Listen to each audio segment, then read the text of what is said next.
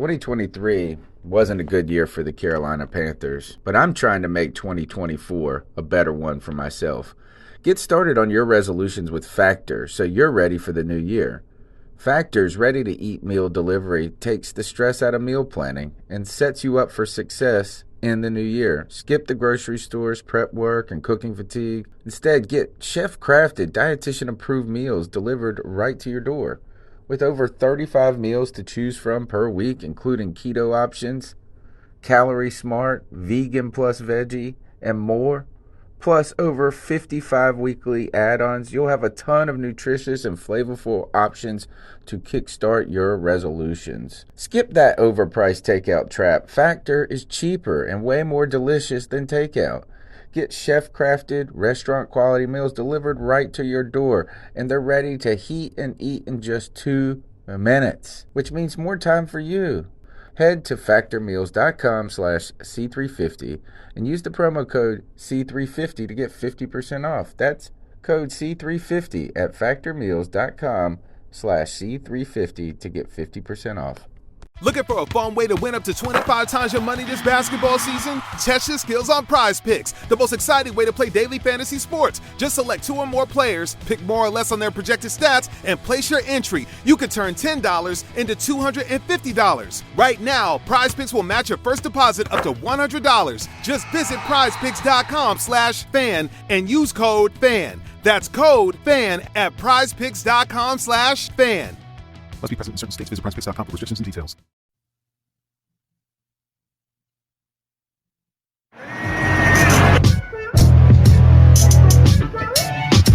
Balls out. Recovered by Keithley.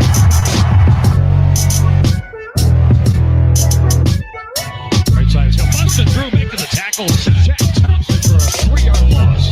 Shaq busting through. My goodness. When you got the what we see now, no kind of offense coming to fruition because Cam is actually a pocket quarterback. Who knew? Oh my goodness. Tackles the Camry, busting through at the 30, 35, 40. One race down the right side. Here he goes at the 50, 40, to the Miami 30, 20, at the 10. A swipe with the ankles. They can't get him. Touchdown, Christian McCaffrey. They can't get him. They can't get him. They can't get him, but you can catch us. The C3 podcast rolling 9 p.m. on Tuesday nights. We're back normal, and we're providing you our own State of the Union address, State of the Nation, backed by a little bit of uncertainty. That's tonight's show's title, Cody, episode 18.49. We're 3 away from the end of season 6, and I've had a blast hanging out with you during it. I've loved every minute of it, brother. And, on years like this, where the Panthers fail you and break your heart, it's good to be a Clemson Tiger fan, baby. That's all I got to say. National champions. I'm going to wave my Clemson flag bright and orange, baby. Dominated Saban, dominated Alabama. But we're here to talk about the Panthers, so that's what we're going to do. I love everybody in the chat. I see a bunch of guys that we love, that are normals to the show. Josh from Mass, Tin Tizzy. I'm ready to do it, Tony. Underground West here. Shout out to Buck What You Heard, my boy who does the Bucks podcast. I know he's here probably listening to see what we're going to be talking about with Bruce Arians, because we're going to hit on the Bucks getting him. In fact, look, go ahead and subscribe to the show. If you're listening, watching on YouTube, Facebook, turn your phone to portrait mode, smash that thumbs up button. It's pretty simple to do. It's free. That's your free gift to us for the new year. On top of that, subscribe to us on all the major social media platforms, especially the podcast, the audio version of podcast, in case you can't catch the live one. You can take us on the go. Very low data that way. And tonight we got a cool thing. I think we've actually got some good stuff to talk about here. Number one, we'll be talking about Bruce Arians to the Bucks. It's hard to say. A lot of S's in there, right? I want to ask you guys, the chat room, you, Cody, what have we learned from the playoffs that can help us as we build a Panthers team going forward, especially in respect to the quarterback position? And that's where the uncertainty of the podcast title comes from. And we're going to be talking about the salary cap. We got some good thoughts, some kind of emergent first opinions on that. And plus more. Your cat calls, the number's 252-228-5098. And we want to get your opinion, your thoughts on where Panther Nation is right now as these changes are going. And especially in that question, what are we learning from postseason teams this year that can help us understand going forward? So if you want to, you can support the show on Patreon or donate via PayPal. But really, we want your support in the chat room and on the Cat Calls line. That's the way to do it. So let's go ahead and jump into this. The big news right now, I think, of the day that is actually related to the Panthers, it's just inadvertently, is Arians to the Bucks, right? And today it was announced that Bruce Arians, that the Buccaneers have officially hired and reached a 4-year agreement with head coach Bruce Arians. And the idea here, though, is this is actually a interesting and a good hire, I think, for the Bucks, particularly because there is a relationship, a positive relationship between Bruce Arians and Jameis Winston, which then puts the Bucks into a place where they can be building as a contender rather than a blow up. Maybe we don't even have Jameis going forward in 2 years. And now we've got our quarterback that with a coach that believes in him, who is an offensive guy, who can take a team that has seemingly a decent amount of talent, particularly on the offense, and with a couple of good weapons on the outside, a couple of good tight ends, and really make them a solid contender. So your initial thoughts on the hiring of Bruce Arians by the Tampa Bay Buccaneers?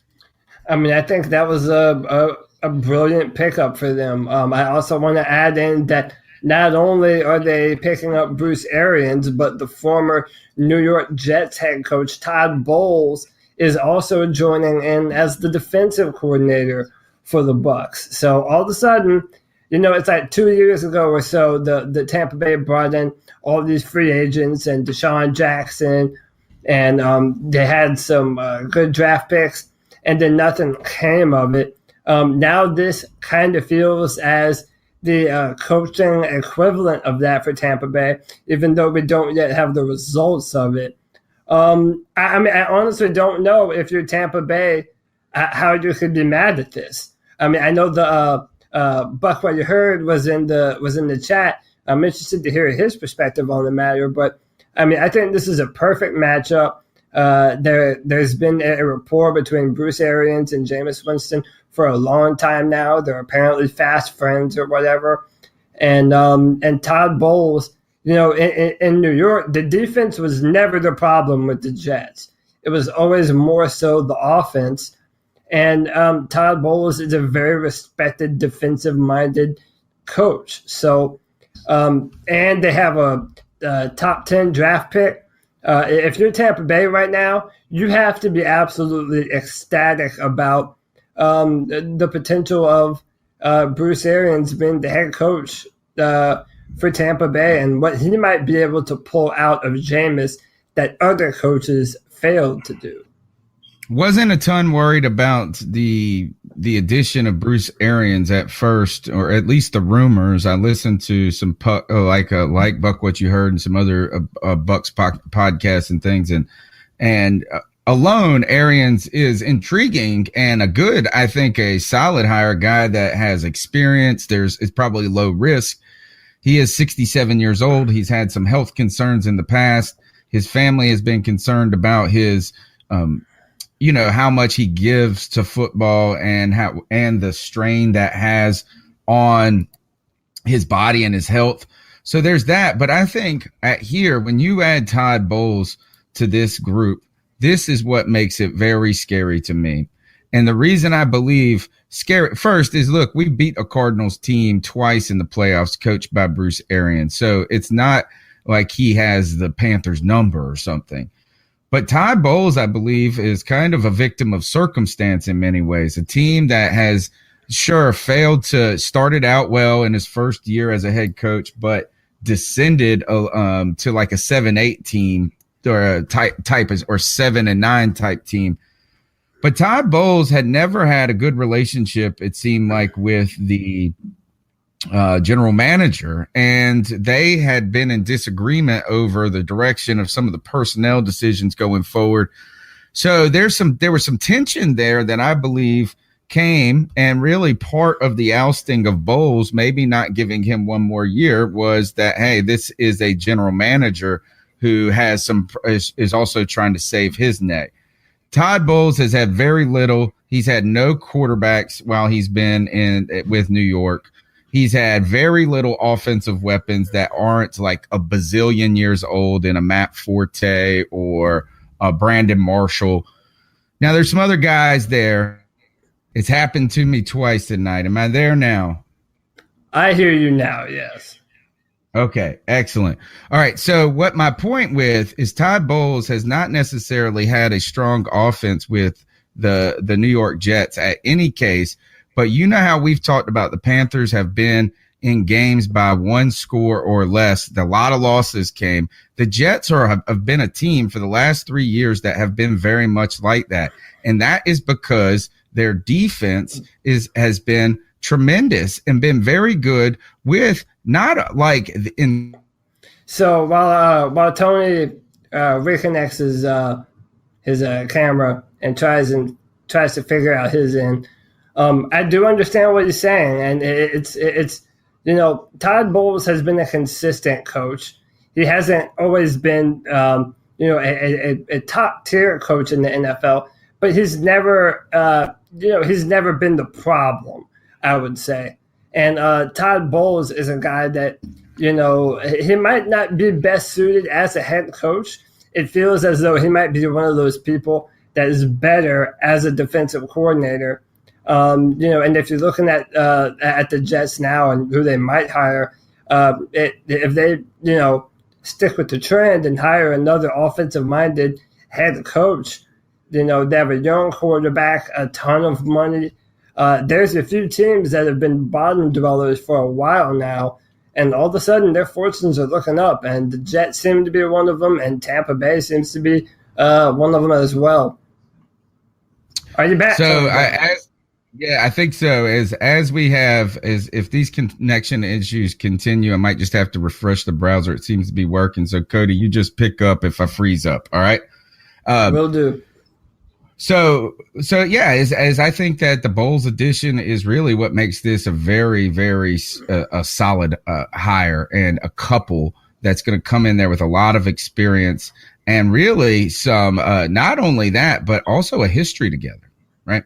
So you're listening to the C3 Panthers podcast. We want to get your thoughts. You can call into the Cat Calls line. The number's 252-228-5098. Cody, let's go on to this. We had the playoffs this weekend. The wild card week, Dallas beats Seattle in a squeaker. Indianapolis dominates the Texans, and the Philadelphia Eagles squeak away get lucky at the end with a block. It's hard to call it a block. They say it was a block, but at least a field goal that hit the post like 7 times that season. So now my question, as we watch the playoffs this weekend, what stood out to you? What were you interested in seeing that you thought that the Panthers need to mimic, recreate, or at least build upon for next season to be in that postseason next year? One of the things that I've noticed is that the younger quarterbacks, the quarterbacks that didn't have a lot of NFL experience in the postseason, they struggled a lot. I did not do well with my picks. I picked the Colts, the Chargers, which I hit on. Pardon me. I picked the Texans. I picked the Chargers. I picked the Bears, and I picked Seattle. So I'm minus 75 here. But my takeaway though is that really it comes down to the trenches, and the thing that I took away is that if you look at that Bears-Philadelphia matchup, that down the line, Philadelphia's offensive line has been playing incredible. And you have to be able to do that, especially if you want to go on the road, and especially if you want to play some of these more dominant defenses like a Chicago. You have to be able to protect your quarterback and give him time to move the ball, which, I mean, I'm a broken record at this point. The Panthers have failed to do that with Cam Newton. And you have to be able to give your quarterback, the man you pay all the money to, enough time to make plays in the postseason when it matters the most. And I found that the teams that did that, they were able to win the football game. Dallas did well with that. Dallas is another team. Indianapolis, Dallas, and the Chargers. Indianapolis's turnaround is bonkers to me, man. Absolute bonkers. I mean, that if you look at where that team has been, and then over the course of one draft, and then they changed the head coach, the general manager, and that's a whole different football team now. That is an entirely different football team. And Tony, I believe you said you were, tired of hearing the comparison of, the Panthers needing to do what the Colts were doing, or maybe that was just in relation to Cam Newton and the shoulder problems. But yeah, that's what it was. Indianapolis right now is absolutely doing what you need to do if you're a team that has a quarterback that's incredibly talented who has been under service. I mean, they put a better head coach around him, better players on the offensive line. Look how many draft picks panned out for them. Not one, but two starters on the offensive line. Darius Leonard had the most tackles in the NFL from the middle linebacker position. I mean, and they have a ton of money to spend, which we're going to touch on in a little while. Man, I'm telling you, I know this isn't a pick segment right now, but I'm loving that Indianapolis matchup in Kansas. I think the Colts are primed to dethrone the Chiefs once more in their first playoff at home. The Colts have a lot going for them in this, is like you said, all those things you said. And, the turnaround you're talking about is a team that's starting to coalesce as a team. We've seen Panthers teams do this, and that is that they've grown together to play together. We didn't see the Panthers team do this season, is that it never all came together. And it's really starting to come together offensively and defensively. Interestingly, the Colts are playing far better than we expected. Now, attuned to this is that continue on that thread of the playoffs and what you're talking about with the offensive line. I'd like to point out that every team with that had better offensive line play won this week, except for one, and that was Chicago. Chicago's offensive line played pretty well, I think, against the Eagles defense. I think Chicago did everything to win that game. They did not look like, you're just disappointed if you're the Bears. That's a real, as Ron Rivera would say, a missed opportunity. The second thing, though, about this offensive line play, going back to Indianapolis, Cody, is one thing that a lot of people, as we enter draft season and as the Twitter draft GMs come out, what they will do is that all of a sudden they will talk about players that they really like, but they didn't like them where they're mocked or where they're drafted. And it's not about the player. It's about, you don't take a guard there. You get a guard in the third round. You don't do this there, or that's too, you could have gotten him 7 picks later. But what you saw with the Cowboys did it first, then the Colts did it. And that is they just invested a ton on the offensive line. And it tends to be like this. It seems like like those high-end offensive line picks have less risk of failure. They might not have the highest ceiling out of everybody in the entire draft at that point, but they have a higher floor. And what you get is if these guys can come in and get healthy, you've already seen the traits that translate to the NFL in a lot of ways. And then it becomes about fine-tuning technique. So this continues to bolster to me is like if we just go all offensive line and defensive line in this entire draft almost, and then continue to work other skill positions in additions through free agency, I got no problem with it. Yeah, I don't either. And it's not necessarily that there's any one pick or of a certain position that's more surefire in the first rounds, but it's just that in that first and second round, you want to pick guys at the most important positions that are going to help you to win right now, and those tend to be linemen. There have been some busts. There have been some high round busts. I mean, look at Matt Khalil, all-time Panther, top 10 picks, legend.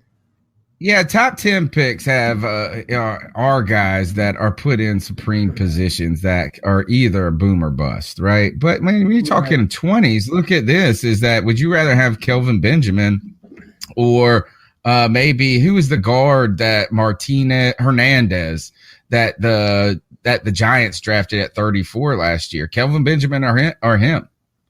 Oh, I was very high on Hernandez, and even though he started slow, he ended up being lights out for the Giants down the road. Listen, I'm 100% on your side. And again, the fans get so excited for the draft, and you want to draft the new the badass defensive end that's just a monster on the edge, a Nick Bosa or a Myles Garrett. You get excited about those. But oftentimes the picks that are the most necessary are the most boring. Sometimes you take a center in the first round. Sometimes you take a guard. But those guys, I can honestly say that right now the most impressive rookie in all the NFL this year, and that goes for Saquon Barkley and Sam Darnold and Baker Mayfield, the most impressive one is Quentin Nelson. Quentin Nelson is a man amongst boys. He absolutely dominates, just throws them to the ground, just does them nasty, man. And that is the type of player that will change the mentality of your offensive line to be able to run the football and pass successfully. You have to be able to do it. And I will say this, a little shameless plug. Tune in tomorrow to drafttech.com. We have a brand new draft coming out. And let's just say I think I did a good job filling in some of the needs that the Panthers have coming up in this draft. So drafttech.com, check that out. This is the Overtime Podcast Network.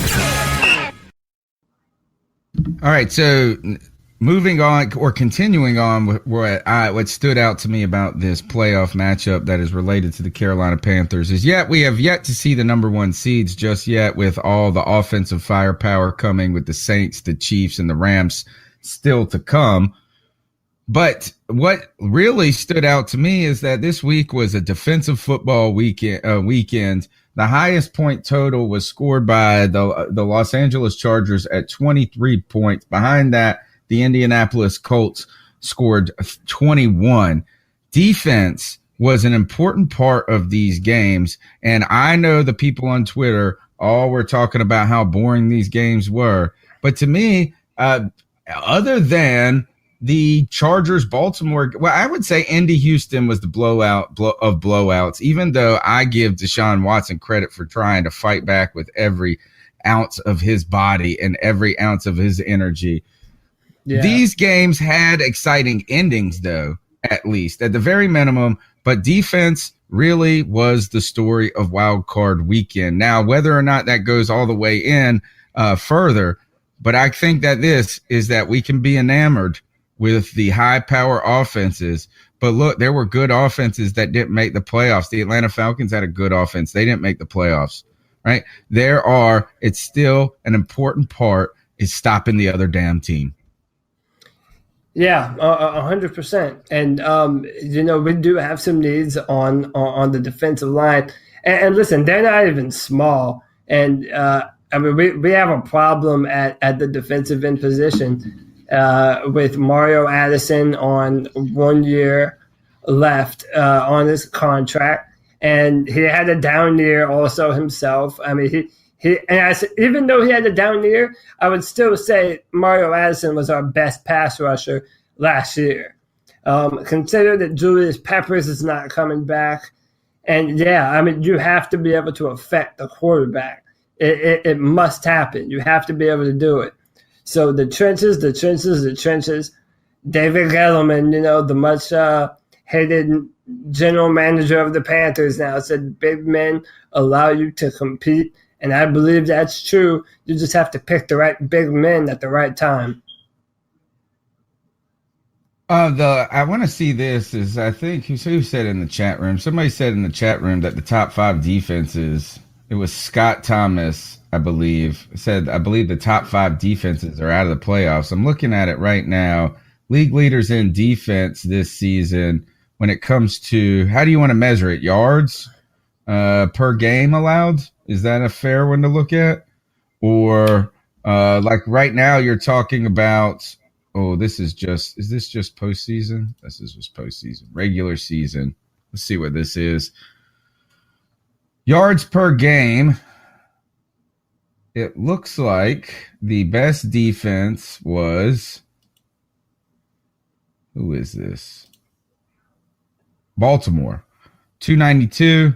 Buffalo, Bears, Vikings, Jags, Steelers, Cowboys, Titans, Chargers. Chargers got a top 10 defense.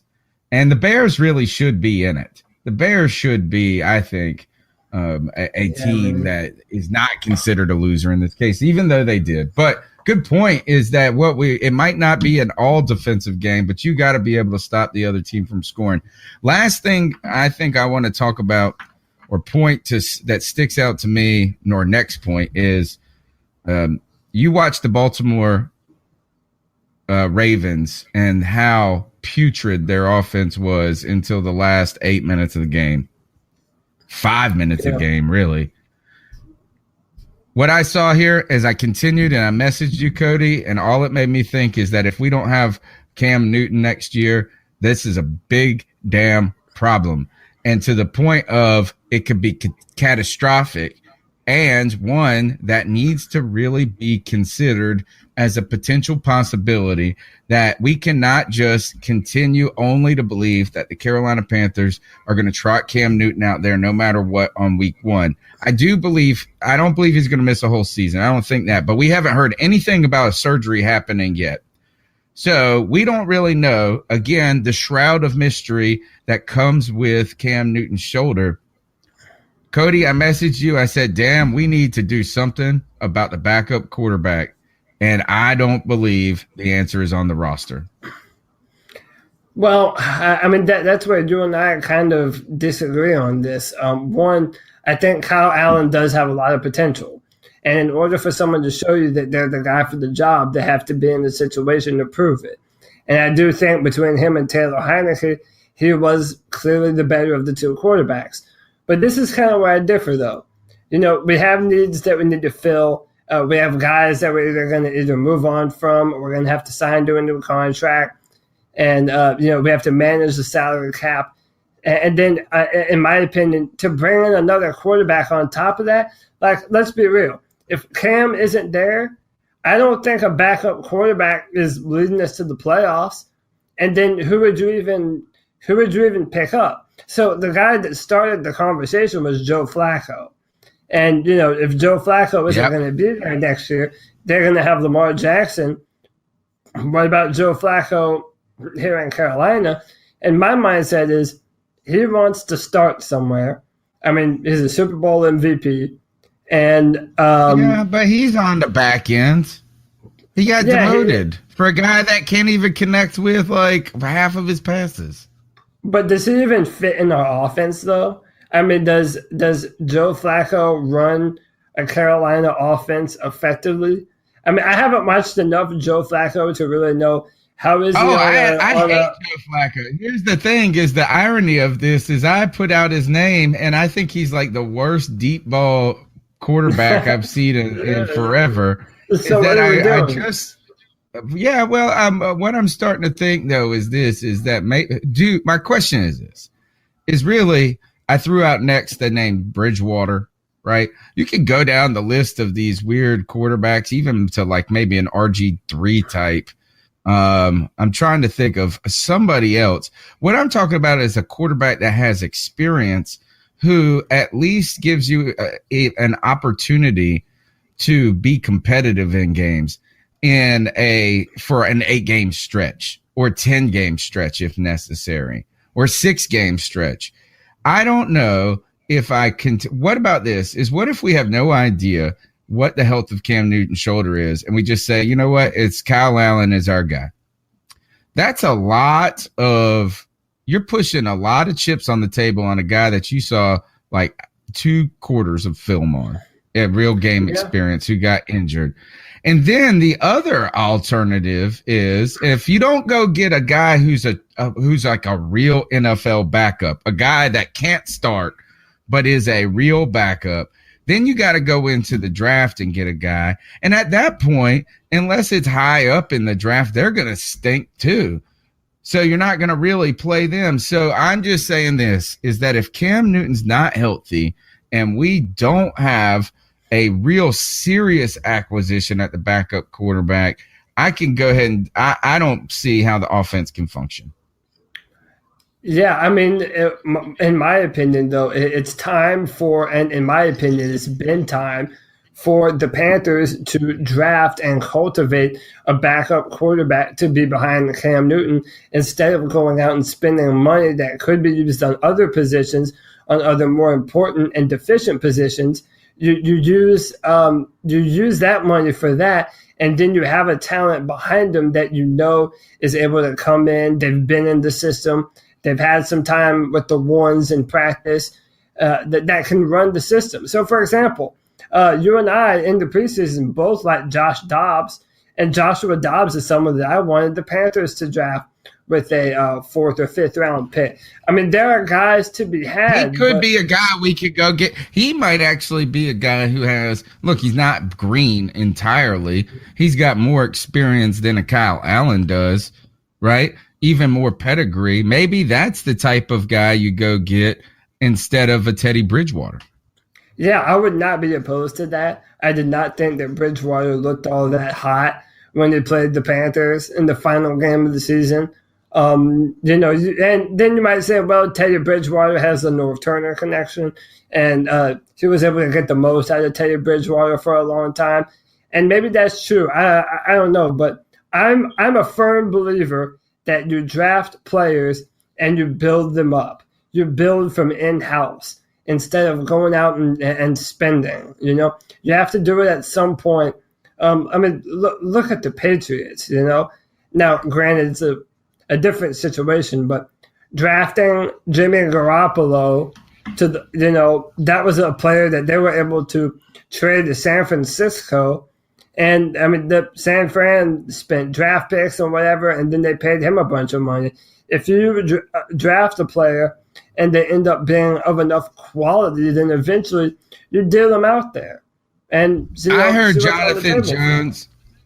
Jonathan Jones, writer from the SI.com. I know of this man before he was ever known to you guys, because my first Twitter argument ever in the world came with Jonathan Jones when I first got on Twitter and I was a student at ECU.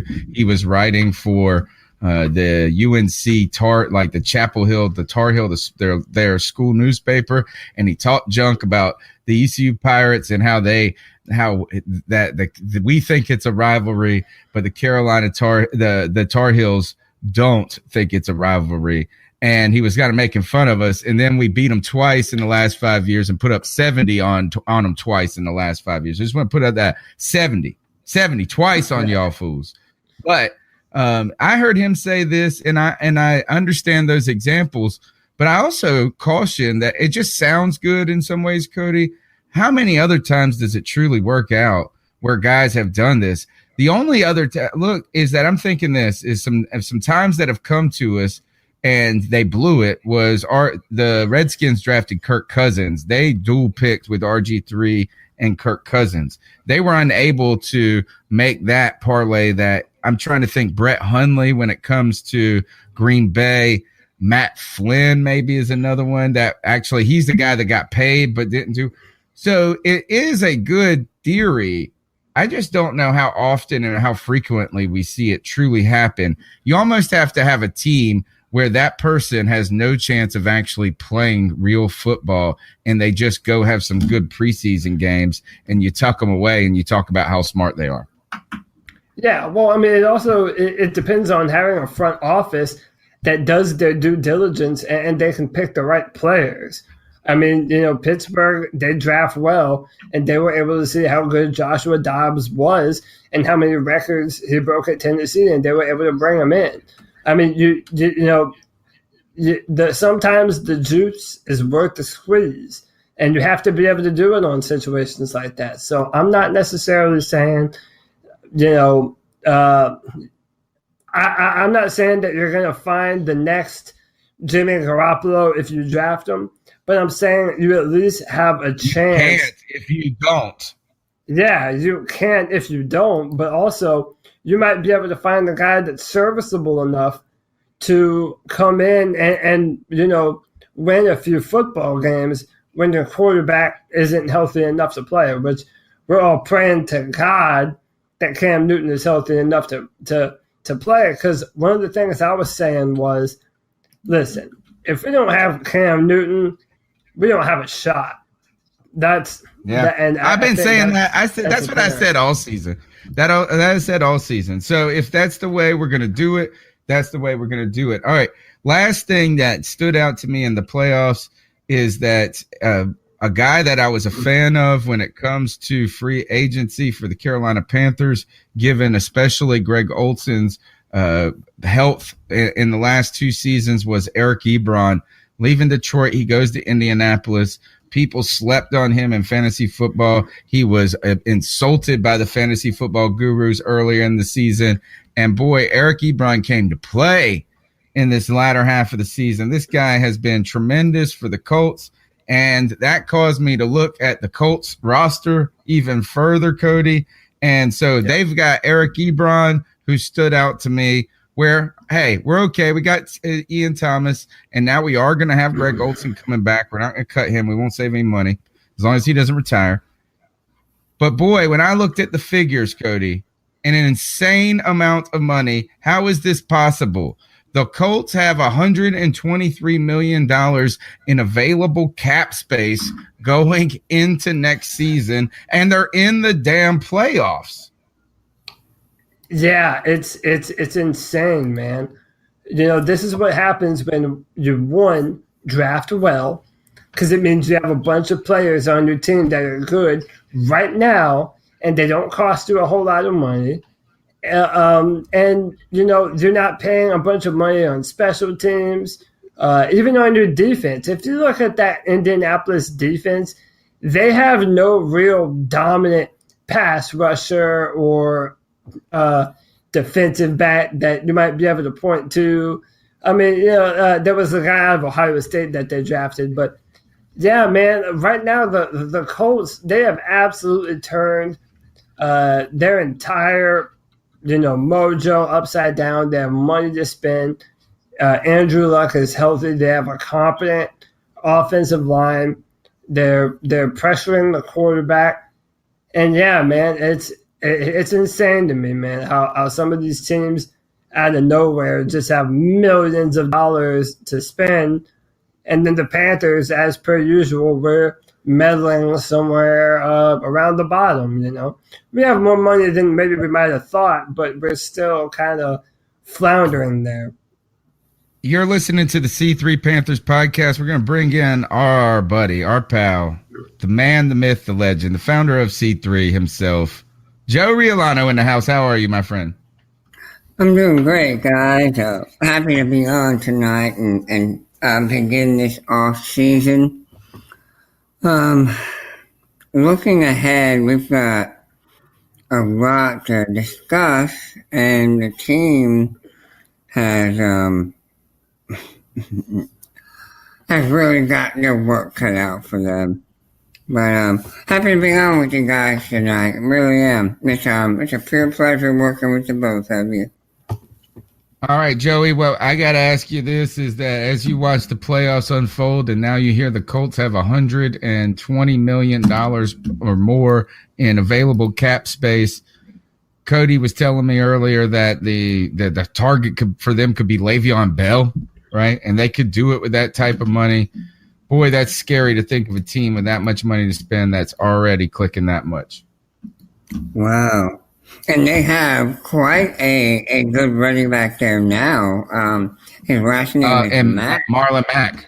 Yeah, Marlon Mack. He played well this year for them. And bringing in an uber-talented player like Bell is terrifying. I really thought they could trade for Antonio Brown. But they really, got the money. If they wanted to, yes, they have the money. How terrifying is that? Cody was saying it, and I think Cody has hit the nail on the head, is that what you saw is you've seen a Colts roster that has really been bolstered by 2 years of successful drafting. Even though they haven't been good without Andrew Luck, that it was hard to see some of the additions that were being made. But this is a cumulative effort. Their success is the cumulative success of the past 2 drafts. So Indianapolis, with that kind of money, made me start thinking, Cody, about the Carolina Panthers and their cap situation, and particularly probably what I would say is the one discussion that maybe fascinated me the most was one on Twitter that occurred, and you were a part of it. I was a peeping Tom in it at first. I commented in tonight, and that is about how the Carolina Panthers look with their salary cap going forward and some of the changes they could make in doing this, or should I say, in making some adjustments to the number. Right now, according to overthecap.com, the Carolina Panthers have currently $25 million in cap space. 25 and a half, not the 117 million that they were talking about, that we're talking about for the Colts. Some names that initially came up. This was by @BlackandBlueManiac. Gene Farrell pointed out that initially that we could cut some potential players. One of the first and most popular names is Dontari Poe.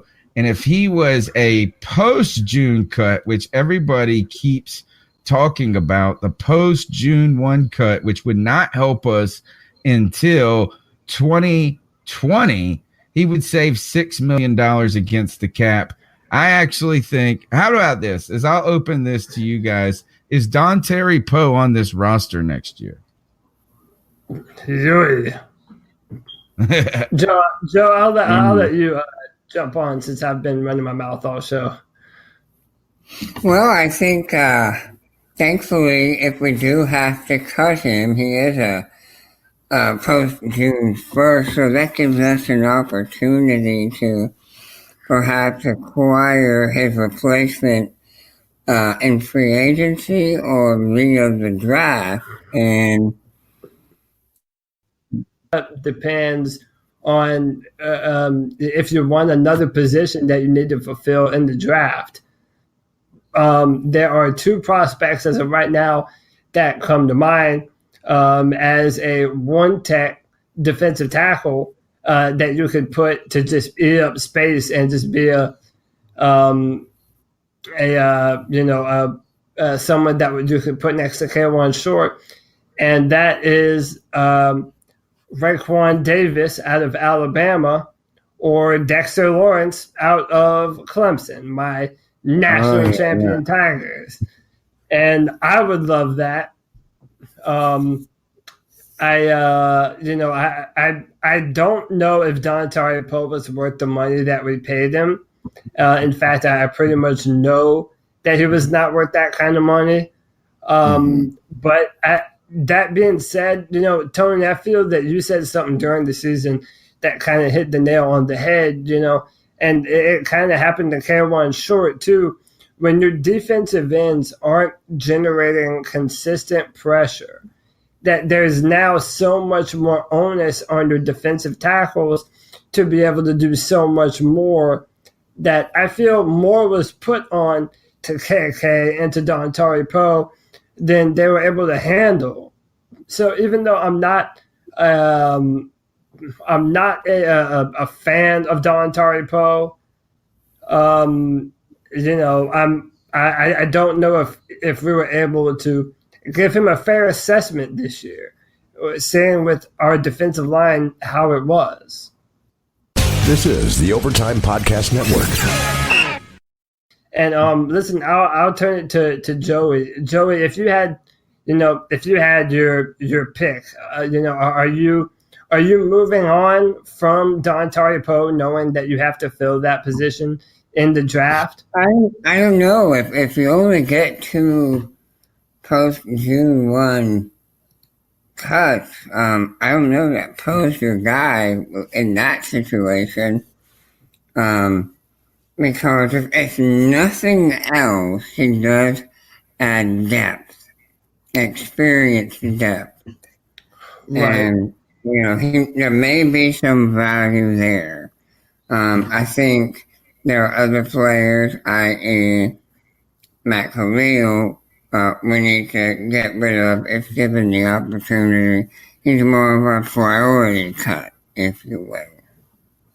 Right. And post June 1st, we would end up saving $7.2 million in cutting Matt Khalil. However, we would not have that money during free agency period. Right. Oh, and say that again. Matt Khalil, if we were to cut him post June 1st, that would be a $7.2 million saving. So if we had him, even if we cut him sooner, it wouldn't be available money for us to use during free agency. So we're just going to have to live with the terrible contract that is Matt Khalil, whether we have him or cut him.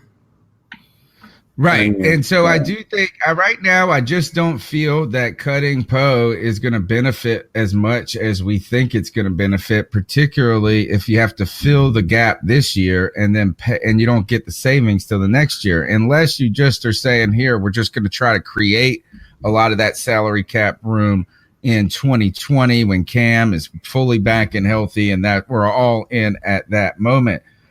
To me, some other names, I think the names to watch on the list is, one was Captain Munnerlyn. You could save $2.5 million now. I think you got to look at pre-June 1st cuts as being helpful this year. Now, the interesting name on this list and the controversial name in the chat and in this thread was Mario Addison. Cutting Mario Addison saves the Carolina Panthers $6 million. And right now it was an unpopular position when it came to people on the Twitter forum. That's when you jumped in, Cody, and said that you were not very interested in cutting Addison. And I second it. Right now is that I think you keep Poe. I think you keep Addison. And it's talking about adding and padding to that group, not detracting. Yeah, and you have to think about it this way. Even if you draft a player to replace both of those positions, your one tech and your defensive end, I mean, you're talking about depending, being so confident that you hit on your picks that you're comfortable going with them being the starter essentially from preseason. I mean, you would lack depth at the position. It makes no sense in the world to me. Mario Addison, he may not have been, he may not have blown the doors off this year, but it's not a stretch of the imagination to say that he has been our most consistent pass rusher for the past 2 or 3 years now. I just don't see, for the money. I mean, and really the money is not even that bad. I mean, it's for a starting defensive end. $6 million is chump change. The only way you do it is that if you target somebody who is a high power free agent and you take that money and you pair it with other money, and then you go after a guy that you say is going to be a 3-down defensive end, and then you go high in the draft after a defensive end and hope you can make do with some sort of veteran combination and F.A. Obata. Yeah, and even then, also don't forget about we're going to lose Julius Peppers. And I know there's been some rumors about him maybe coming back for another season. Listen, I love Julius. I don't want him back. I mean, his best years are behind him, and we need to, have younger players at the position. So if you're going to not have Julius Peppers and then draft his replacement and draft a replacement for Mario Addison and draft a replacement for Dontari Poe, who people don't want on the team, you're talking about 3 starting positions on the defensive line that you all of a sudden have to fill in the draft. Those are other positions that you're not being able to service. You're not being able to service the offensive line, maybe a safety out there, another corner, another receiver. Yeah, there are picks that are wise to be able to save some money, but Mario Addison is not one of them. And even though fans are down on Dontari Poe, I don't think that one is it either. I think the real names to look. Go ahead, Joey. I was going to say, I'm not totally against keeping Julius Peppers. But you got to draft a high-end rookie if you do. He was playing last season. He is best when used in passing situations, coming in every now and then, not playing, 80, 90% of the snaps. He needs to play like maybe 30% of the snaps, something like that. He can be effective then. He's not effective for a whole game. He just isn't that guy anymore. Yeah. Here are the names I think are real potential ways to change the cap around. Number 1 is Shaq Thompson, $9 million hit. If you extend him, you can make that. You could either cut him or extend him. You can trim that number. Captain Munnerlyn is $2 million in cap savings if you do it right now. Torrey Smith, he's a goner at $5 million. And then there's other names I think up here that you could trim some important money. Vernon Butler is one at $1.5 million. Denoris Cersei with $2.5 million. And Ross Cockrell even is scheduled. If you cut him, you could save $2.8 million. We don't know what his health has looked like. But I was thinking about this is what if the post-June 1st cuts were Matt Khalil and here it is, surprise, surprise. His name just escaped me. And Graham Gano. You could save $2.1 million only if you cut him after June 1st. So I would say those are some names that are sticking out to me in ways that you could all of a sudden tighten the belt and it comes. You take that $25 million and expand it. Now, I do want to point out this for all the people out there that are talking about the Carolina Panthers and their cap situation being so terrible. $25 million is actually more money than we've had to operate with in the past 5 years almost. And on top of that, there are no big names that need extensions other than if you want to deal with Shaq Thompson. So that is 100% money plus other money cuts and space you free up to go get guys. Unlike last year where you're debating, do you keep Norwell? Who do you bring back? And we only had $19 million in cap space. Yeah. All right, you're listening to the C3 Panthers podcast. Let's go ahead and get into the cat calls. The number's 252-228-5098. So what are your thoughts on catcalling? Yeah, it's pretty. You shouldn't do that to somebody. And how did that make you feel? Very uncomfortable. So how do you think catcalling makes the person feel? It feels good, like. Who's that cat sitting in the back corner with his face buried in the snow? Who's that kid that can use one?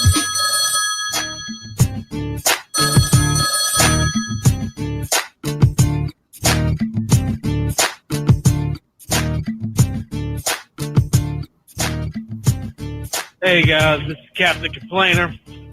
I was listening to y'all's podcast on YouTube, listening to y'all talk about what do you do with Shaq Thompson and Thomas Davis. Perfect timing. Contract.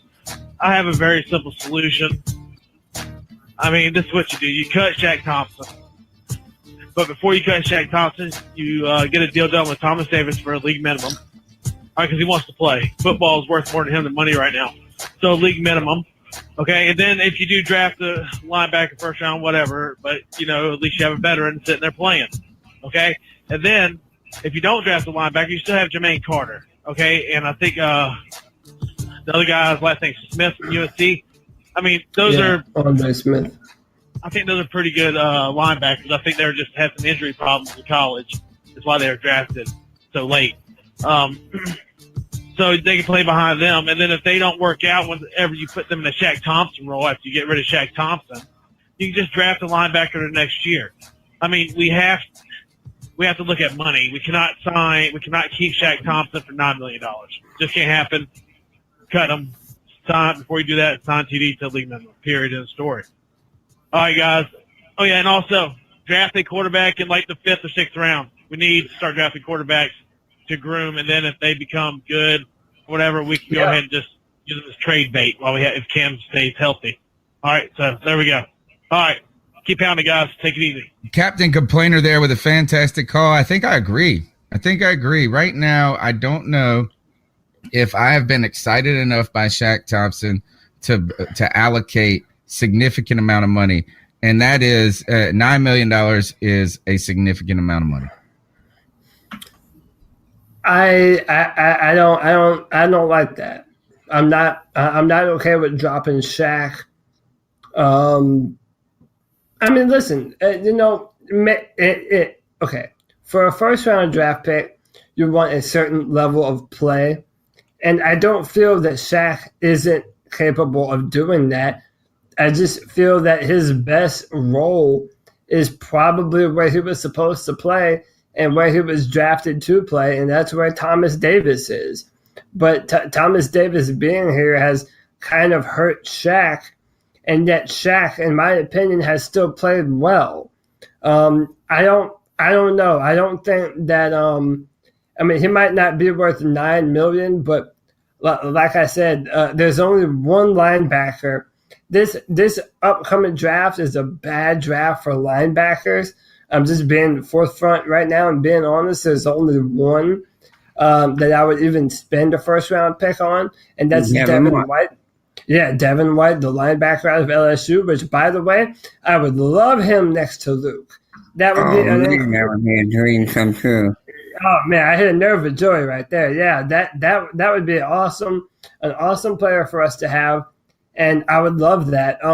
But I just don't know if we're going to be able to fill all of our lineman needs in free agency. So, in my mind, that's what the draft will be for.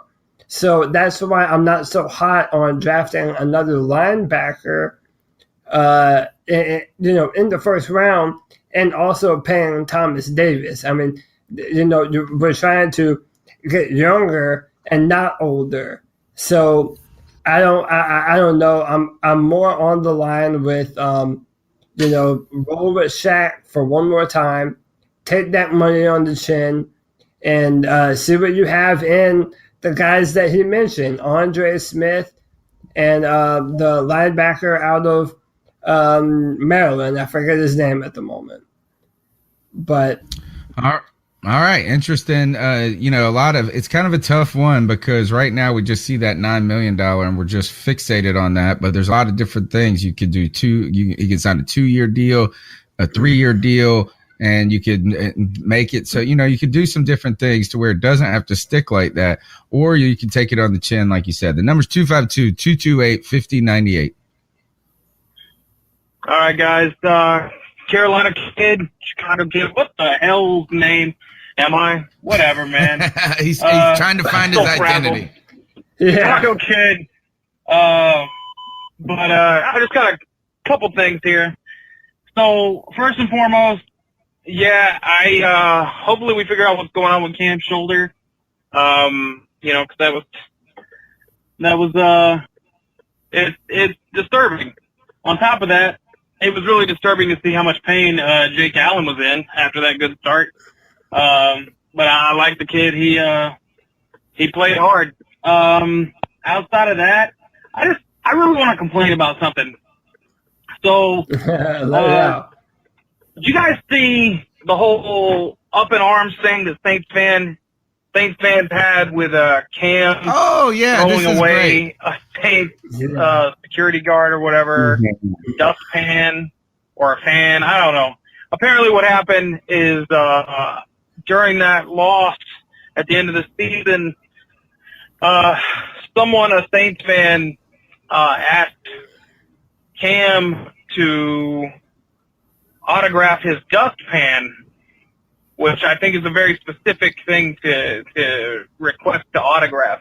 And Cam proceeded to throw it in the trash can after he acted like he was going to sign it, and then poured like Gatorade on it.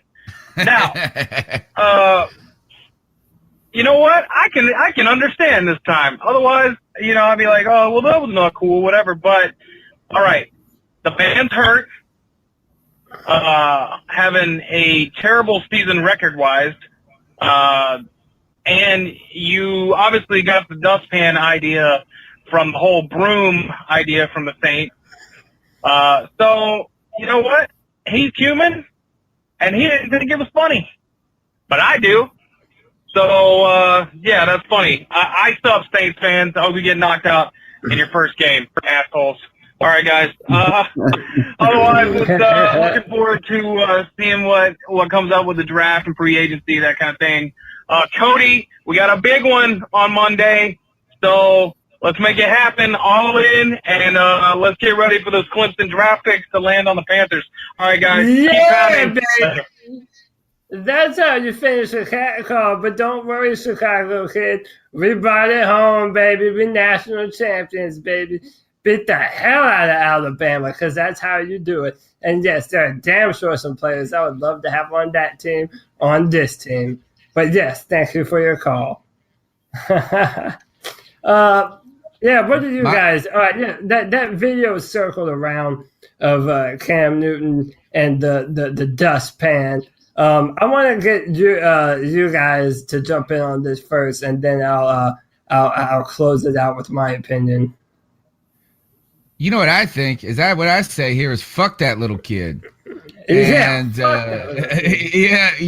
look, first of all, I got little kids, and sure, do I want some guy coming up and being like F you to my kid?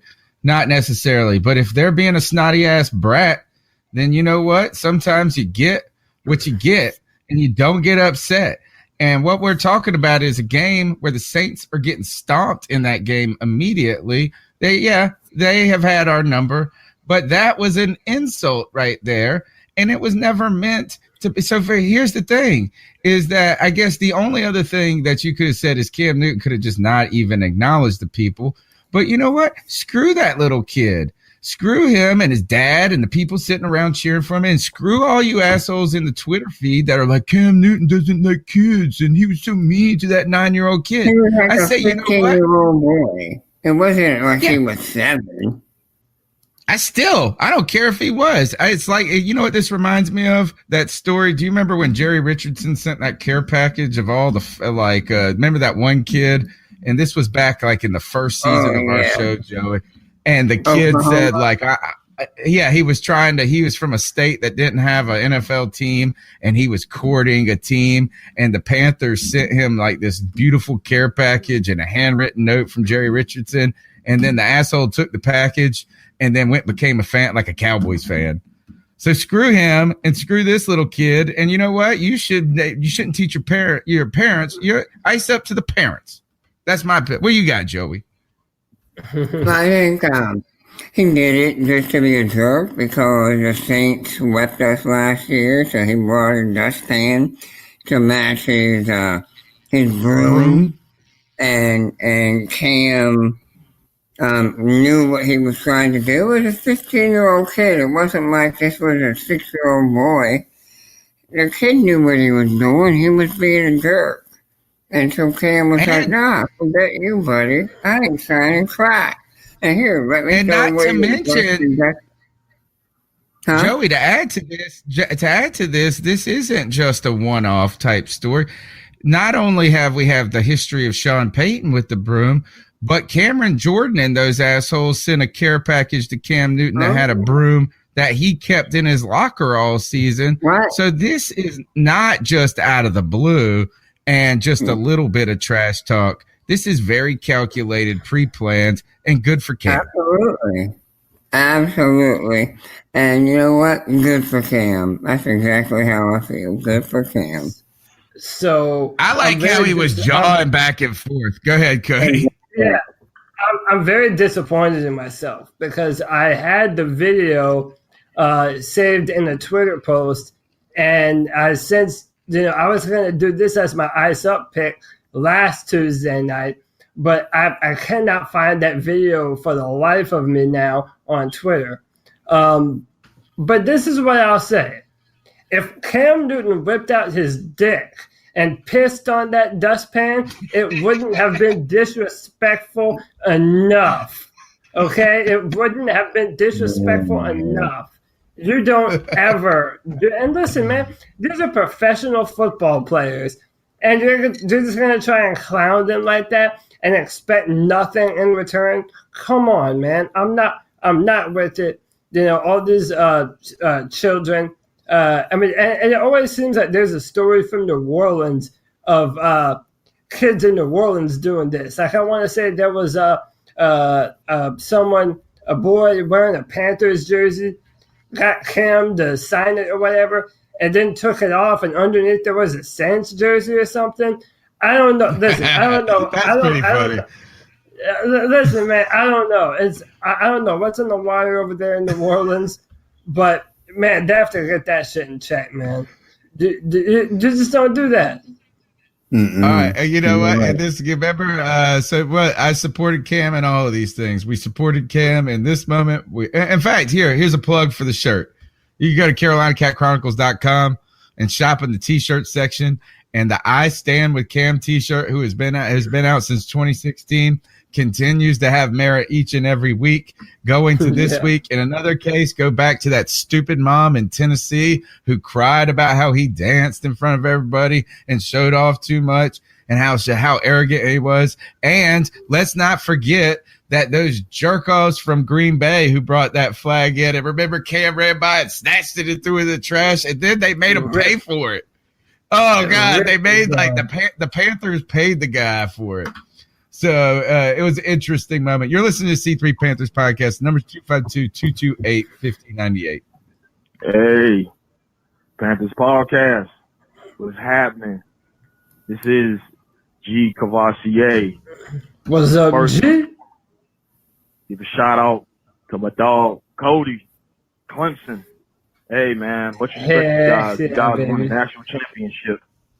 The national championship. And let's be honest, man. Let's put Carolinas on the map. North Carolina and South Carolina, man. You guys are the first 15-0 national champions. Whoa, that's something big. That's my question to you, Cody, and to you, Professor. Clemson's defense is pretty good, and they got a damn good defensive line. Do you see any of them? Defensive ends, defensive tackles, even their corners are pretty good. I know the safeties are pretty good too. They got a good defense, period. Do you see the Panthers taking any of them in the second round, if possible? Or do you feel like them boys are going to get taken out within like the first round? Like people are going to start picking, defensive tackle, defensive end. What is your opinions on that? And before I go, let's talk about the bulldozer in the sandbox. What is up with Cam Newton's arm? I haven't heard nothing about surgery and nothing like that. I see the Heineke got surgery, and I put this on Twitter earlier. So the backup quarterback can get surgery, the Cam Newton can't. Doesn't make no sense. But once again, shout out to Clemson, South Carolina, North Carolina, the Carolinas, baby. I'll let y'all later. Oh, and the man G. Cavassier, thanks you for the call, brother. And yeah, listen, man, I would love so much to have, a few of those defensive players on our defensive line. But I honestly believe that even in the first round, there are 2 Clemson players that are very much in play for us, depending on how they're valued come draft time. I mentioned Dexter Lawrence, who, by the way, didn't play at all in the playoffs at all, Nope. and that's their best defensive lineman on that Clemson D line, and that they still dominated Notre Dame, and then still dominated Alabama. Man, that is an awesome unit.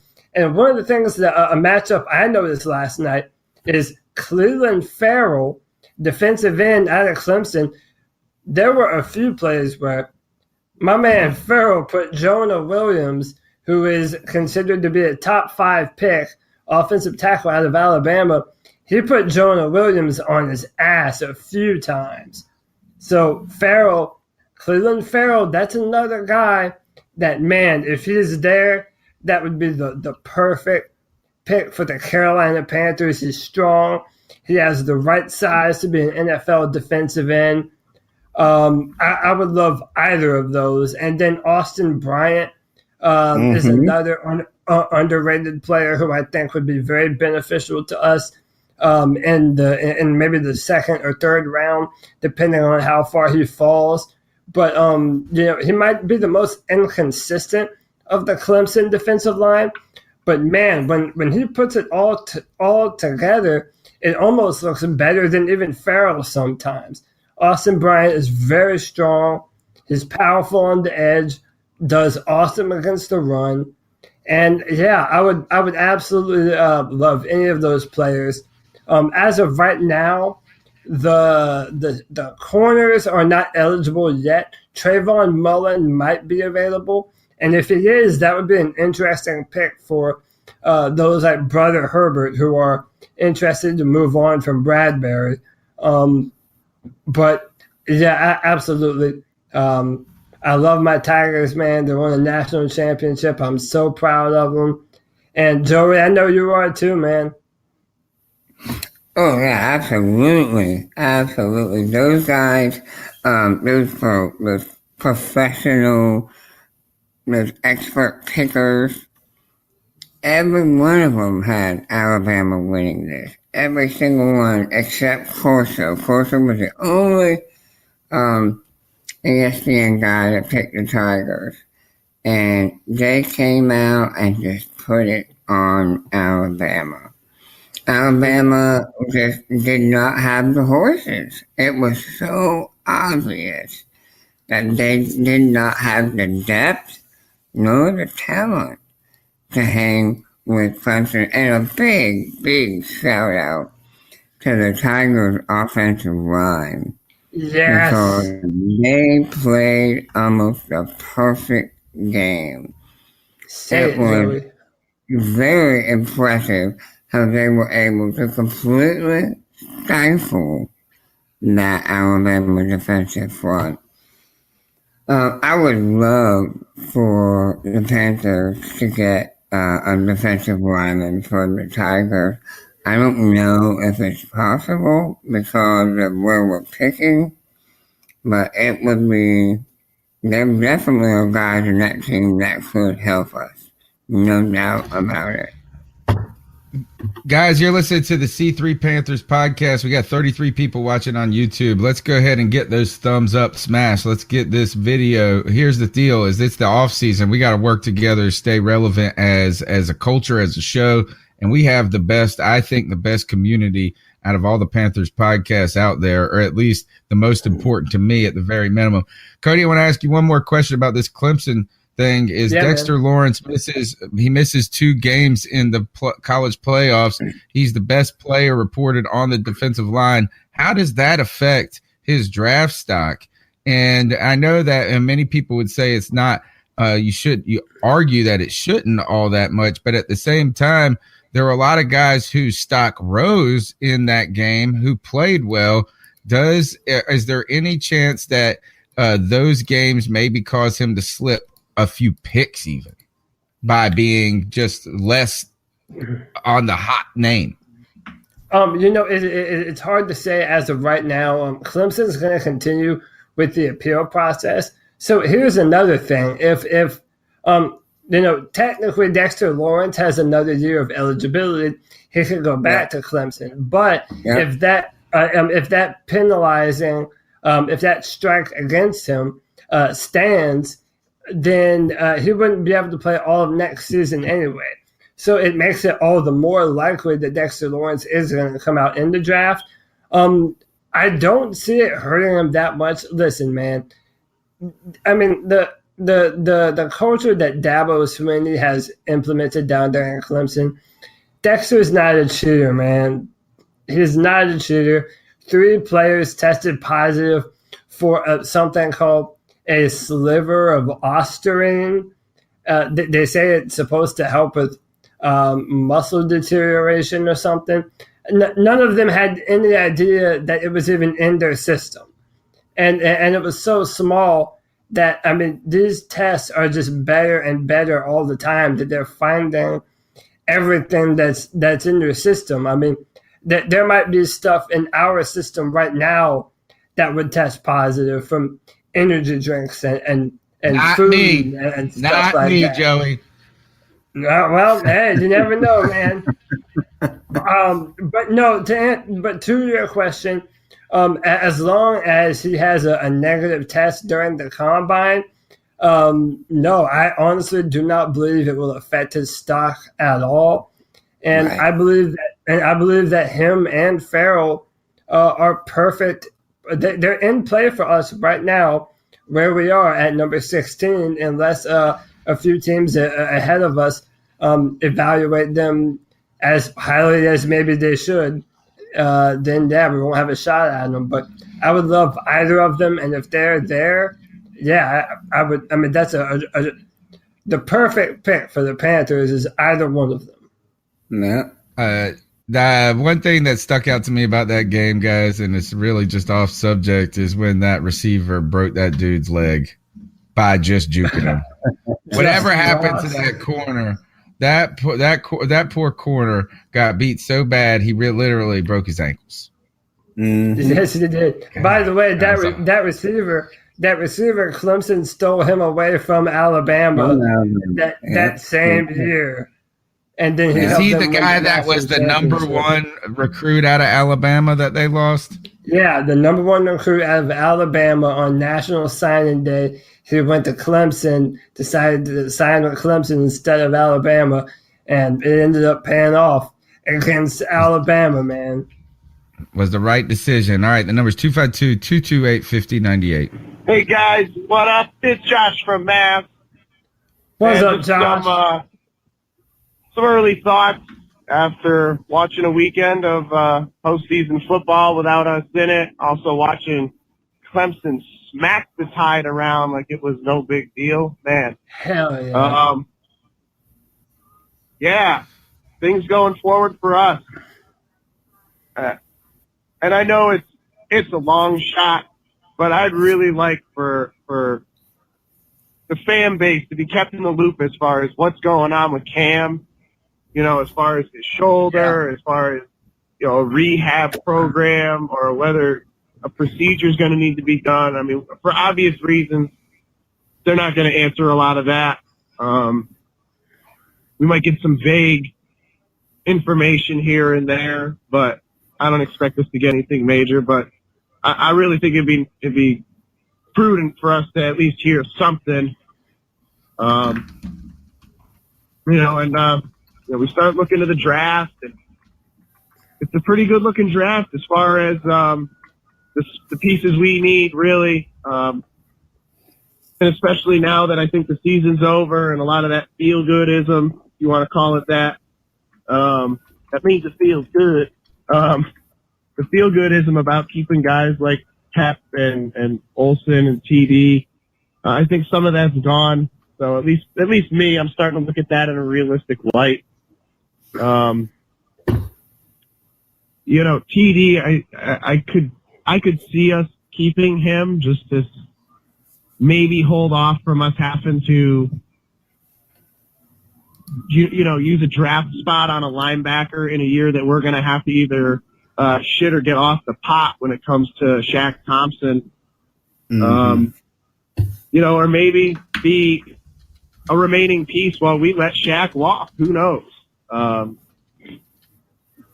think both of those are good possibilities. Greg, I don't know. I mean, love the guy. He's done wonderful things for us in Charlotte. As we all know, he's been Cam's go-to, his dog, if you will. I'm more concerned about his health. I guess he was interviewed and said a lot of guys who had this surgery that he's having now or about to have, once they have that, it's all set. There is no problems after that. So hopefully that winds up being the case. I think I'm about to go over, but I'll call back. I'll hog up some of the cat call time. I don't got a problem with it. Hopefully you guys don't either. No, come on back. All right. I do want to point out this, though, is that with Greg Olsen, the situation is not complicated by the saving of money by parting ways with him. Is right now, if you cut him, you have only dead money and zero savings. So at the very minimum is that you're just bringing him in. I don't see why he wouldn't be a guy if he wants to play and give it another go that wouldn't be on this team, even if he isn't the Greg Olsen of old. Here's Josh from Mass again. Hey, Josh from Mass again. Told you I'd call you back. Hey, it's been a while. Anyhow, so again, eyes to the future. Peppers. I mean, again, that's a real feel-good deal. He didn't have a great year, but then again, neither did the D-line at all. Yeah. None of them really flourished or performed or did much that we thought highly of. So I could see this being it for him. Maybe coming back one more year again. And I think the only reason we do that is because I think not necessarily two defensive ends, but I think we pick up at least one defensive end and maybe an interior guy in the draft. I think the need on the defensive line is a little greater than the offensive line. I think the O-line is a piece or two away, whereas the D-line is, Butler is done. Obata and Mario are, I think going to be serviceable as rotational guys. I don't think they're going to be the monsters that we all kind of hope and want for. So I think having, a new guy or two or maybe even three isn't a bad idea for rotation and depth, and having a guy like Peppers in there to teach the guys the little nuances and the techniques and the little things. I think that could be real invaluable. And as far as, the offense goes, there's a whole mess of people, and I don't think for any good reason, talking about us getting AB, Antonio Brown. Oh, yeah. That's a pipe dream. Man, I think it'd be cool. But not going to happen. I really don't know if I want anybody out of Pittsburgh's locker room, aside from the ass whooping we got. Never mind that, man. Just look at the talent on that team and the fact that they just never make it. A team like that on paper, you look at it and go, they're a contender every year. They didn't even make the damn playoffs this year. So what, not to mention his cap hit is massive. It would be it's almost just about all of our cap space. And that's before we re-sign anybody. That's before we do any deals, before anything else goes on. I think the biggest question on the offensive side as far as this coming season, outside of drafting, is Matt the Bum, the popcorn scooper himself, Khalil. That's what he should be doing. I think I'm about out of time, boys. Boy, he's got a radar for the time limit. He knew exactly when it was coming. I think I think that's just solid call right there for overall is a realistic one about what we're looking at. And I do think that, as you said, what we saw this year with Mario Addison and Julius Peppers is two guys that are potentially not meant to be. Well, Julius Peppers now in his career, Mario Addison always in his career, not meant to be 3 down defensive ends. Yeah. And they were asked to be. They were asked to be this year. Yeah, and people forget that Mario Addison bumped around. I think it was with the Colts. He played some outside linebacker before. Yeah, I mean he's been a few different places, and then he found a home here in Carolina. So, that's why we mentioned really wanting to bolster the pass rush in the draft with a young, powerful, dominant defensive end who's younger. I don't know. Josh was all over the place with that call, but one of the things that I do agree with the most is that Antonio Brown, that there's no point. I mean, he's right in saying that if you were to have Antonio Brown, I want to say that would be most of our cap space. I mean, that's just it's not worth it. And listen, we haven't really even talked about this yet because there's nothing to talk about because there's no news. We have no update on Cam Newton's shoulder. I mean, without Cam Newton, AB is nothing on this team, to be honest. Yeah, and do you think Antonio Brown wants to go with a quarterback that can't throw more than 15 yards? I mean, why would you even why would you even want to come here? So until there is a bill of health from Cam Newton, yeah, that's just a pipe dream. But to be frank, I haven't heard too many. $22 million. Yeah, and I haven't heard too many Panther fans saying, we have to have Antonio Brown. I mean, there's a random one-off because, Cam and Antonio Brown were training together in the offseason. That's what they always cite. And then that video, remember Antonio Brown wearing the Carolina Panthers helmet in his front yard one day? Yeah, I do remember that, yeah. So, but it's the money thing. Here's the thing. It's not even the trade thing. The trade thing is going to be enormous, period. But even if we had the ability to compensate for that, we just don't have the money for that because we have 19 free agents. Well, those are guys that got to go to the Jets, that got to go to the Bills, that got to go to the Colts. It's not a team that has paid their stars already, can't afford to adopt a guy with that kind of contract at this moment. All right, then look, we got the last call of the night right here. Let's see what we got here. Hi, what's up, C3? Call D. What's up, what's up, what's up, Professor T? The man himself, Tony. What's up, Joey? The mean one. And I got to give a special shout out to my man, Cody Lack. Congratulations. How about them Tigers? How about them Tigers, baby? Oh, yeah. Yeah, Cody. I was a Clemson fan. I was sort of a Clemson fan since Deshaun Watson days. But I'm nowhere near as big of a fan as you are. You know them inside out. Anyway, I'm so glad Alabama got handed to them. Great job, Dabo. And like I said, Cody, see, that's why I want Dabo for head coach for the Panthers. Yeah, Clemson might be losing a good coach. Stay away from my Dabo. At least your NFL team will be gaining an awesome one. Right?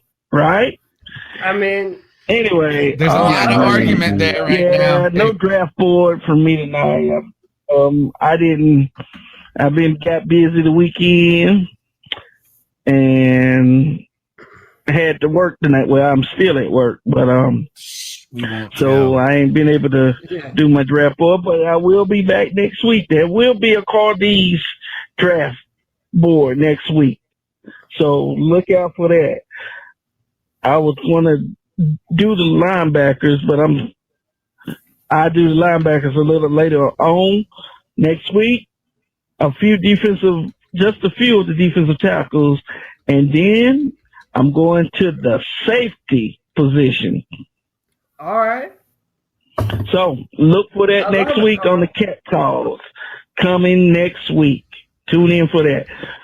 Until next time, guys, keep pounding. All right. This is Joseph. Great call. Thanks, Carl D. You're the man. We won't tell anybody that you're calling on the job. Joseph Broach has a couple good comments when it comes to that. I kind of am interested in. He says a solid number 2 QB is more important than a $20 million wide receiver. And he goes on to say that Norv Turner pretty much admitted not having a proven number 2 is what ended our season. So, is that now the question? And this is, we end where we began in so many ways. And that is, as we watch the playoffs, we continue to see how important quarterback play was, even against good defenses, or when it was absent, how those teams just didn't look like they had the potential to win. The question is, how do you address this issue going forward? Do you just sit and hope that Cam Newton is well and good and everything is fine? Do you go in the draft like Ken Dye is saying in the 4th round, and like Cody and some other people have mentioned, is that you go ahead and you start getting a guy that's respectable through that means? Or do you go into free agency and maybe not go after a guy that's going to cost a ton, but a guy that maybe has a little bit of experience and potentially could grow into something else? We don't have NFL Europe, but I remember Jake Delhomme came to the Carolina Panthers in a situation much like this. And that is maybe not with a Cam Newton there. Obviously, there was a Chris Winkie there. But Delhomme was not given the starting job from the beginning when he came to Carolina. So, I'm not saying let's talk about life after Cam. I'm talking about maybe we need to know what life without Cam is like and waiting for Cam to be the man. All right, guys, I think that's the kind of final point of the show. We got 2 more things to do, and then we get out of here. We got to get our Ice Up picks in. But last week we started, and we talked this week about the playoffs. Who we got this weekend? Right now, so right now, going forward, AFC, and we'll make our picks going forward. Colts at Chiefs, Chargers at Patriots, Eagles at Saints, Cowboys at Rams. Let's start. We'll just go left to right. AFC, Colts, the surging Colts go on the road to play the high-powered Kansas City offense that has zero defense, who has been struggling in the latter half of a season like an Andy Reid team has been known to do in Kansas City. A hostile environment in the Astrodome. Who do you guys got? I'll start with Joey. The Colts look good in the wild card game. They only put up 21 against Houston, though. Are they going to be able to keep up with that Chiefs offense? I think so. Ever since the Chiefs lost their running back, his name escapes me right now. Is it Hunt? Yeah, Hunt. Kareem Hunt, I think it was his name. Ever since they lost him, they have not been the same, at least when it comes to running the ball. So, that plus the fact that their defense is non-existent, I think you have to go with the Colts here, because the Colts are on fire. They're playing at a very high level now, and that includes their defense. Their defense has stepped up. So I think it's close, and honestly, I still think we see a fair number of points. But I think the Colts will take it. He's becoming a popular pick, and one that you guys continue to tease me with. Cody, who you got in this game? Man, I'm kind of bitter about this matchup because on one hand, I really do like Patrick Mahomes. I think that's a guy that came out of nowhere and he's played absolutely incredible. He's the MVP in my mind. He's the MVP in my mind this season, and it's not even close. As good as Drew Brees is, I don't even think Drew Brees is a close number 2. I think it's the Patrick Mahomes award. But they have Kelvin Benjamin, man. So I will never pick Kansas City at all because Kelvin Benjamin is on that football team. Even Andrew Luck, people compare him to Cam Newton because if Andrew would have come out a year earlier, maybe Andrew Luck would have been our quarterback instead of Cam Newton. But I don't know, man. It's hard to dislike the man and everything that he's come back from with the shoulder. Now you're kind of hoping that Cam Newton can do the same thing. So if anything, watching Luck gives me hope for Cam Newton and his shoulder moving forward. I also like the Colts to be victorious in Arrowhead, and the Chiefs will still not have won a home playoff game since 1993. How about that? I'm betting against that trend right there. Give me the Chiefs. I just noticed this. I didn't even know Mike Mitchell played with the Indianapolis Colts. He will be out in this game with a calf injury. The Chiefs defense, though, has been atrocious in the back end of the season. But, there's been you give Andy Reid a lot of time here. Patrick Mahomes has been sensational right now. I do think that I can see exactly what you guys are saying, but I'm just playing the odds here and that hopefully the Chiefs use that home field advantage for one time in their life when it matters and win this game. Moving on to the Chargers at the Patriots. This is the popular pick and I think I'm going to go ahead and throw it out there. I'm ready to pick the Chargers. Diggity dang 'em, as old Phillip Rivers would say. That these ain't your uncle's Chargers right now. The Chargers have found ways to win both defensively and offensively, and they have not necessarily found ways to lose like they have in the past. The Patriots and Tom Brady struggling with the knee injury, they have been whelming this season. Not underwhelming, not overwhelming, whelming. This is the upset I want. I want to see. It might be me picking with my heart instead of my head, but the Chargers on the road in Foxborough, that's my pick. Who you got, Joey? Give me the Chargers. I think this is the year where they have the talent across the board. They're getting their tight end back, Hunter Henry, I believe is his name. And I think he'll come back and be ready to contribute right away. Cody, who you got? Patriots, man. Come on. The Patriots are – Tom Brady's off somewhere sacrificing a goat as we speak. As we talk right now. He's with Perry Castro for murdering a goat in the streets of Greenville, Joey. Yeah, man. Listen, I just think we've seen this too many times to think that the Patriots aren't going to do this. Josh in the chat, he's heavily pulling for the Chargers. I don't blame him being in Patriots territory, but yeah, I think that the Patriots.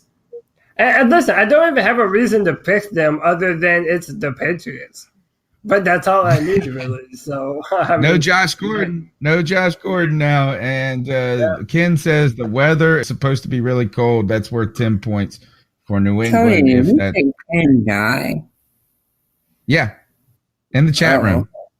I thought I heard you say that. I wasn't sure. Yeah.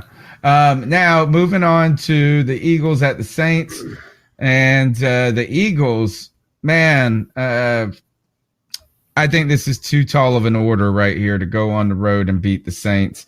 Now, I'm not saying I think that they have the defense that could do it, but at the same time, we saw that their secondary has been pummeled by injuries, and it's kind of this mismatch of, younger players and retread or recycled players. The Saints right now have everything going for them. And don't worry about the Panthers beating them in week 17 as an example. But the Saints offense has not been just clicking on all cylinders for the last few weeks. But I just think that the Eagles, man, ask him Nick Foles to recreate the magic of last year. Too much. Give me the Saints. Joey, who you got? as much as I hate to say it. I know, it pains me. It pains me. It really does pain me to say I think the Saints are just too good. They're at home and they're too freaking good. And I think I heard somewhere the Eagles are saying that they're a different team going to New Orleans than the last time. But the bad part is it's that same New Orleans Saints team that's in New Orleans waiting for them. So, True that. So Joey's got the Saints. Who you got, Cody? Yeah, man, we're all unanimous. I don't. Let me tell you what, though, man. I'm picking the Saints, but if the Eagles pull this off, and you're a Philadelphia fan, are you not wondering if Nick Foles isn't the better quarterback between Carson Wentz and Nick Foles? I mean, come on. At that point, yeah, you really have to start asking those questions. But no, in my mind, they're going to play inside the Superdome for the rest of the season. And even if they make it to the Super Bowl, they're in Atlanta. It's in the dome there, too. So everything at this point is pretty much favoring New Orleans. So, yeah, I'm picking the Saints. Here's the storyline for you. The Eagles go into New Orleans. They're on the road twice. They beat the Saints with Nick Foles. And then in the ultimate revenge match, Nick Foles against the L.A. Rams, bringing it back to them and sticking the dagger in them. What a storyline that would be. All right, so Cowboys, Rams. I don't think the Eagles overtake the Saints, but if they do, they're playing the Rams, in my opinion, and that is the Rams are hosting the Cowboys, and God bless, the Cowboys are playing all right, to be honest. That Allen Hurns injury, guys. I was watching the game. We were at the Carolina Ale House, a friend's birthday, and we're watching the game, just casual interest, just sitting there drinking a beer. I see it, and I go, is his foot backwards? And one foot, his body was laying flat on the ground, and his toes were pointed. He was stomach on the ground, toes straight to the sky. Horrific. I went, is that his foot facing the wrong way, on backwards?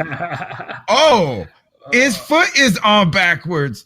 The Cowboys, though, it's not like losing Hurns take them to tremendously, crush their team. They got a good defense. They have a running game. It is possible, but the Rams and that defense, they got a good defense too, and an even better offense. Give me the Rams. Joey, who you got? I'm taking the Rams. The Cowboys made a run. They really played well. I just don't think they have the horses, man. I really don't. Cody? Yeah, Carl D is not happy with my picks in the chat. He doesn't like where I'm going with them, but I have a feeling I might disappoint him again. I'm going Dallas, man.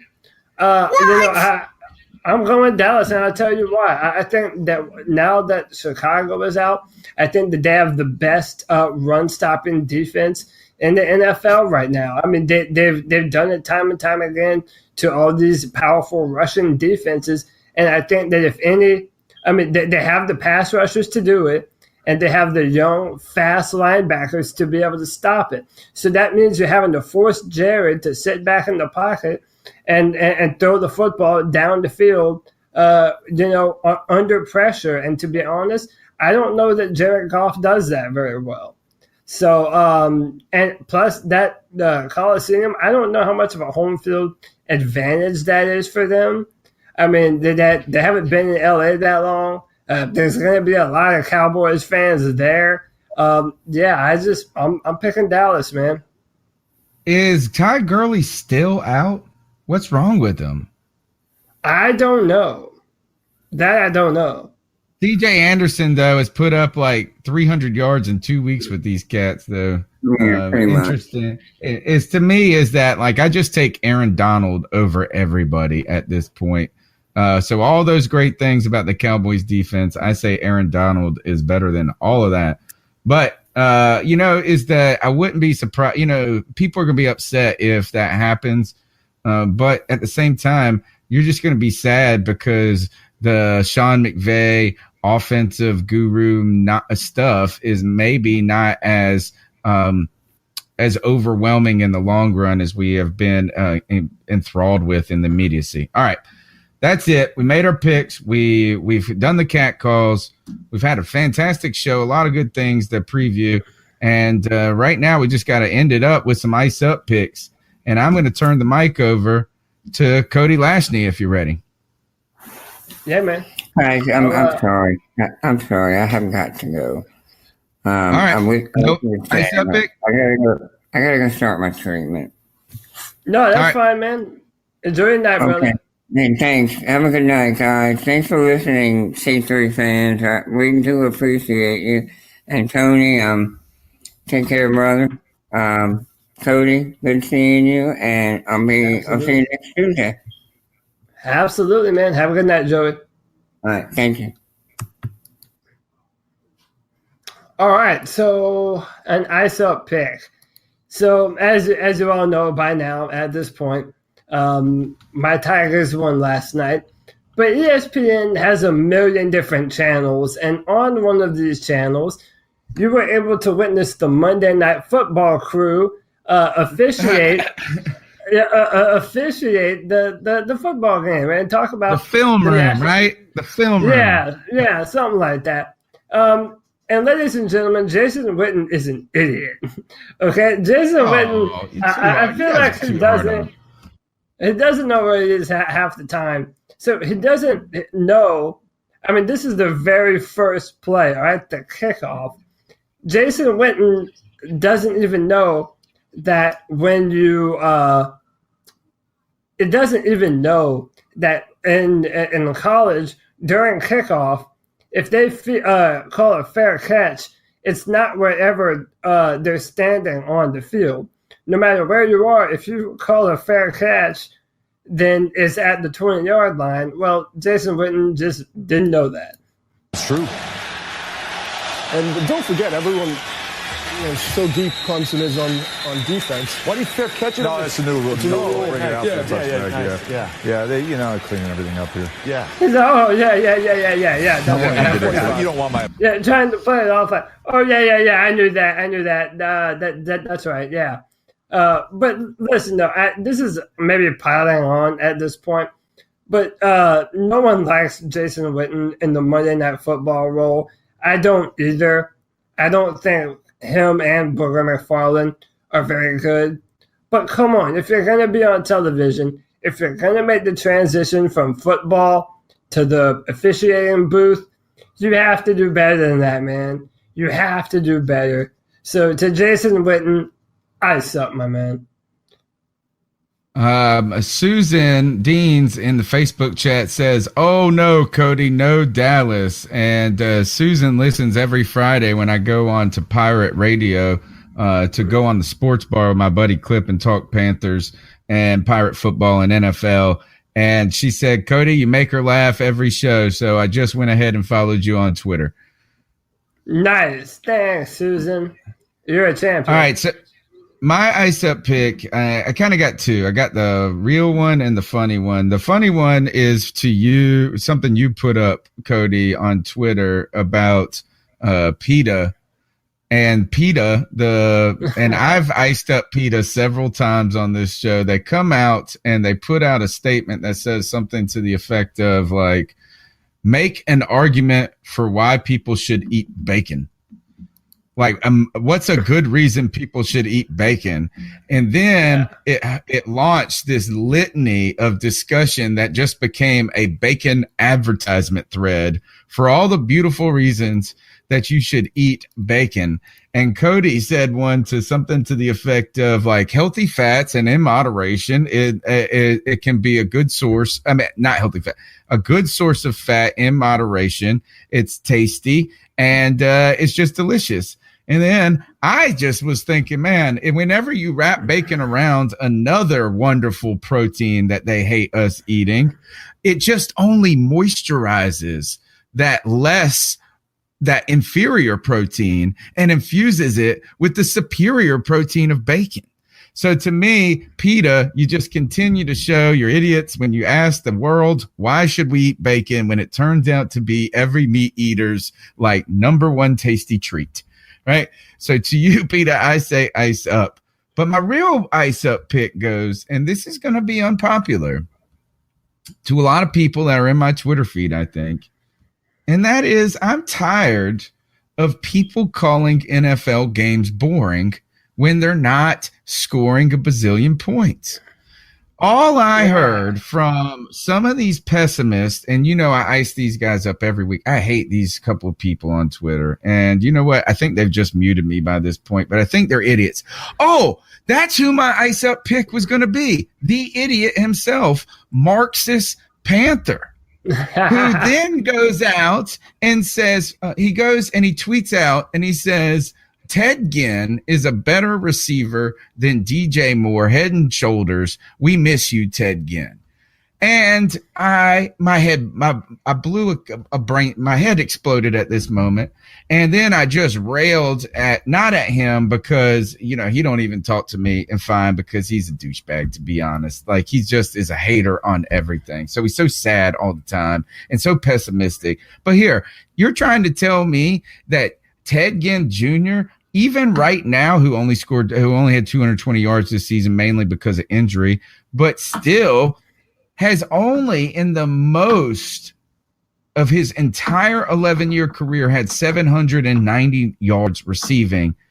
And DJ Moore in 8 games in his rookie season had 788.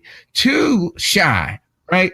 The idea, too, of comparing an 11-year vet to a rookie with a quarterback that can't throw downfield, who has not been integrated into the system yet. And what we have all continued to say is that we said, why wasn't DJ Moore, Curtis Samuel in there earlier and all this? It's just a stupid discussion to even have. It's a dumber comparison to have, and remind you and me that Ted Ginn Jr. was like the number 1 pick in the damn draft, or top 9, or he was a top 10 pick. DJ Moore is in the 20s. So shut up, ice up. And to all you people that say football is boring just because there's not a bazillion touchdowns. Sure, are these 44 games or whatever, 44 to 37 games exciting? Yes, but so is seeing a team try to mount a comeback at the end. So is seeing teams strip sack and fumble and recover a fumble.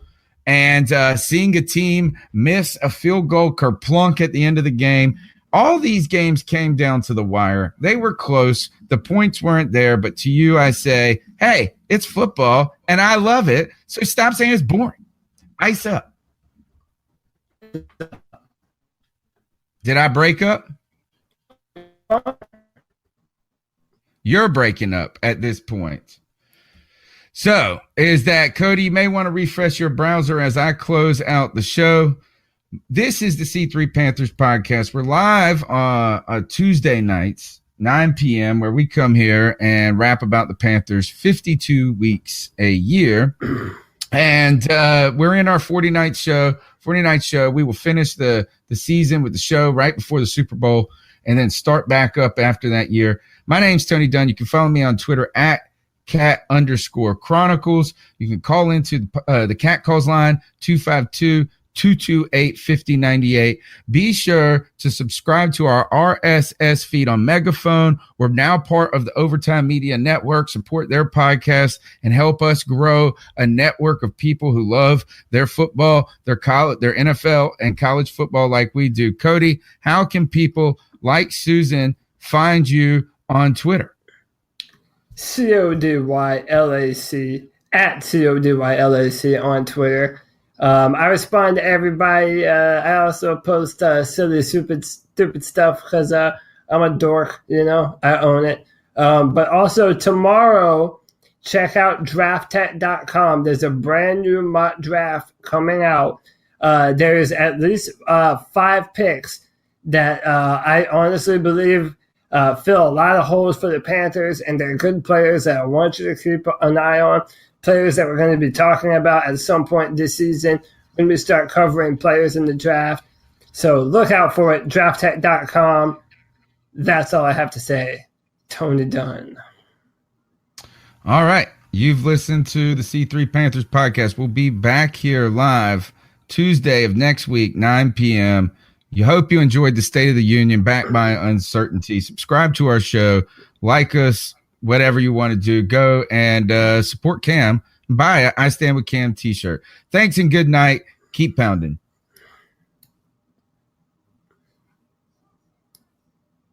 Looking for a fun way to win up to 25 times your money this basketball season? Test your skills on Prize Picks, the most exciting way to play daily fantasy sports. Just select 2 or more players, pick more or less on their projected stats, and place your entry. You could turn $10 into $250. Right now, Prize Picks will match your first deposit up to $100. Just visit prizepicks.com/fan and use code FAN. That's code FAN at prizepicks.com/fan. Must be present in certain states. Visit prizepicks.com for restrictions and details.